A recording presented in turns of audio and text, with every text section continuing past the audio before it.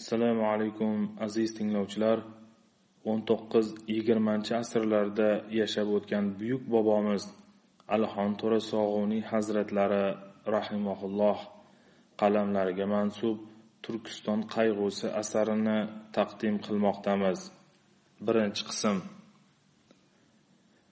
Ulug' bobom va Turkiston qayg'usi asari haqida.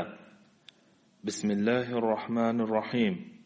Muhtaram o'quvchi, ma'lumdirki, inson bolasi o'z padari buzrukvoriga qarab qad rostlaydi, lekin millatni jahon miqyosida shuhratlantiradigan buyuk shaxslar haqida yozish hamisha sharafli, mas'uliyatli va bir vaqtda o'ta murakkab vazifadir. Mazkur vazifaning qo'shimcha og'irligi o'z bobongiz haqida yozishdir. Chunki hissiyotlarga berilib mavzu xolisona yoritilmagan deyilishi mumkin. Gumonlarga asos bo'lmasligi kerak. Shu sababli boshqalar yozishadi degan umidda ko'p yillar o'tdi. Keyingi yillarda bosilib chiqayotgan maqolalarning ko'pi bir tomonlama bo'lib, Alixon To'rani o'z davrining siyosiy, mafkuraviy tuzumini qabul qilgan, uning g'oyalariga ishonib aldangan olimlar qatorida ifoda etishga urinishlar bo'ldi. Bu albatta shu davrning yozuvchilari uchun qulay, chunki bu inson ham o'zimizdan edilar demoqchi bo'lishadi. Lekin haqiqat unday emas ekanligini ushbu kitobdan bilib olasiz. Shu bois bu haqda batafsilroq ma'lumot berish zarur deb bildim. Ulug' bobomiz Alixon To'ra Sog'uniy 1885-yilda tug'ilib, 1976-yilda vafot etganlar. Alloh u kishini rahmat qilgan bo'lsin. Komil inson bo'lib, zamonamizning ko'p ilmlarini mukammal egallagan buyuk allomalardan edilar. Birinchi navbatda u kishi diniy ilm, teologiya sohasida katta bilimga ega bo'lganligi va mashhurligi hozirgi kunda ko'pchilikka ma'lumdir. Xususan, Tarixi Muhammadiy asari nashrdan chiqqandan keyin 1991-yil u kishi nafaqat yurtimizda, balki butun islom olamida shuhrat qozondi. Shu bilan birga bobomiz o'tkir zehn sohibi, tarix ilmining, ayniqsa islom tarixi va Turkiston tarixini zukko bilimdonlaridan edi. Sermazmun hayotining oxirgi 30 yili davomida Alixon To'ra yozib qoldirgan ulkan ilmiy meros ichida Turkiston qayg'usi tarixiy asari alohida o'rin egallaydi. Bu asarda u kishining yigitlik va kamolotga yetgan davri xotiralari asosida o'z e'tiqodi, dunyoqarashi, qaysi g'oyalar uchun jon fido qilib kurashganlari, nimalarga vatan ahlini da'vat qilganliklari, suyukli vatanimiz tarixi saboqlari, kelajak bo'g'inlari ulardan qanday xulosalar chiqarmoqlari kerakligi, vatanimiz mustaqilligi muqarrar ravishda qo'lga kelishi bashorati, uni mustahkamlash uchun nimalar qilmoq zarur ekanligi to'g'risida chuqur o'y-fikrlar o'z ifodasini topgan va bayon etilgan.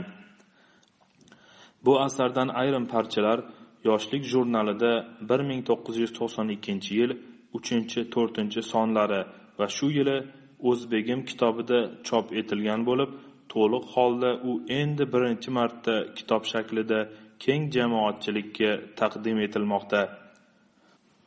Turkiston qayg'usi asari 1966-1973 yillarda Toshkentda yoziladi. Bu davrda Sovet mustabid tuzumi kuch-qudratga to'lgan, o'z siyosatini zo'ravonlik bilan nafaqat mamlakat ichkarisida, balki uning uzoq tashqarisida ham o'tkazib turgan payt edi. Shu sababli ko'pchilik ziyolilarimiz hukmron maslakka qattiq ishonib, kecha-yu kunduz uning xizmatida bo'ldilar. Qanchadan qancha yuksak qobiliyat egalari, iste'dodli shoir va yozuvchilarimiz bu soxta mafkura kuychilari, tashviqot va targ'ibotchilari edi.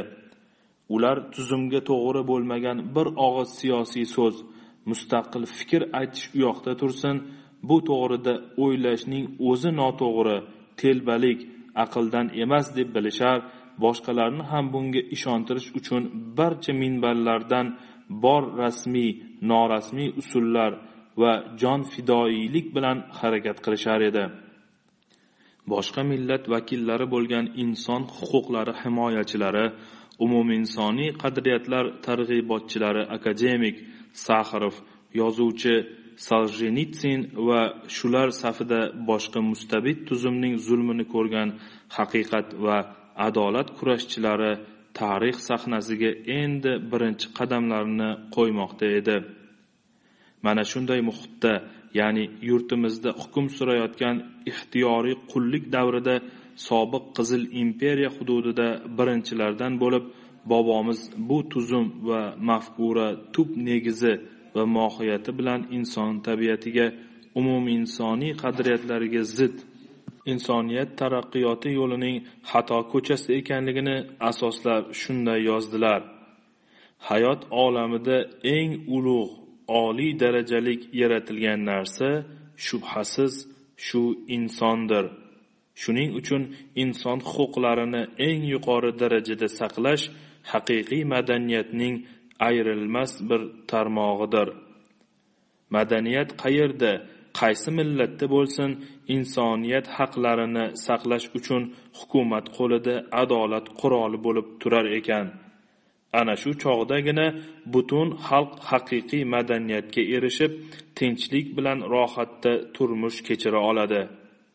Buning natijasida insoniyat xususiyati bo'lgan har kimning erk ixtiyori o'z qo'lida saqlanadi. Yer yuzining qaysi o'lkasida bo'lishni kim tilar ekan, hech qanday to'sqinlik ko'rmaydi. Asrimiz boshida chiqqan siyosiy firqalar ichida kommunizm kabi aqldan yiroq, hayoliy bir maslak ahli bo'lgan emas. Mana shu hayoliy maslak egalari 50 yildan beri aqldan tashqari tuzumlarini qurol kuchi bilan xalq ustida yurg'azib keldilar. Insoniyat olamining ofati, kufr, nifoq madaniyatining zaharli mevasi hisoblangan kommunistlar bozori qanday yerda qizidi. So'ngra tushunmagan, hech narsa bilmagan, ayniqsa yo'qsillik, kambag'allikda yashayotgan gumroh, vatan, millat nima ekanligini bilmaydigan ongsiz nodonlar ko'p bo'lsa, mana shular ichidagina rivojlanib, tezdan ishlari avj oldi. Hech davrda ko'rilmagan buzuq, jirkanchlik tuzumini bolsheviklar hech kimga qabul qildira olmagach, insonning hayotiy yemak-ichmak, oziq-ovqatlariga osilib, biror kishi uyida don urug'idan ortiqcha hech qanday narsa qoldirmay yig'ib olishdi. Shu orqali xalqni och o'ldirish qo'rqinchi bilan o'zlariga bo'ysundirmoqchi bo'ldilar. Chunki bu kabi boshi tuyuq qorong'u ko'chaga xalqning kirgizish faqat iqtisodiy, siyosiy majburlik orqaligina bo'lishi mumkindir. O'sha davrda Toshkentda yashab turib, maxfiy uy nazorati ostida bo'lishiga qaramay, insonlar haq-huquqi, sovet tuzumi va mafkurasi ustida shu kabi haqiqatni qayg'urib so'zlash uchun qanday iymon, e'tiqod, maslak va irodaga ega bo'lmoq kerak edi? Qaysi qudrat va g'oya u kishini bunday jasoratga boshlagan? Nega boshqa ziyolilarimiz shu paytda bu to'g'rida fikr yuritishga jur'at etolmaganlar?